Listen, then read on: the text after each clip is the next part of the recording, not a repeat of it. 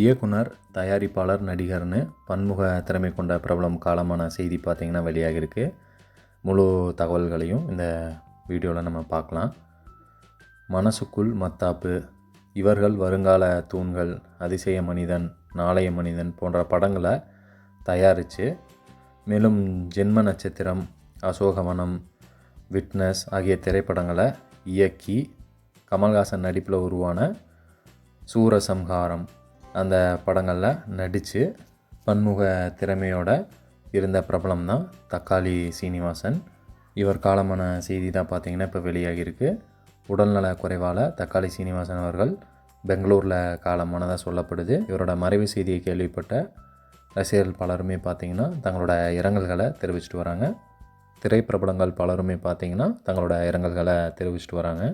மஜா தமிழ் சேனல் சார்பாக நாங்களும் எங்களோட இரங்கல்களை இந்த வீடியோ மூலமாக தெரியப்படுத்திக்கிறோம்.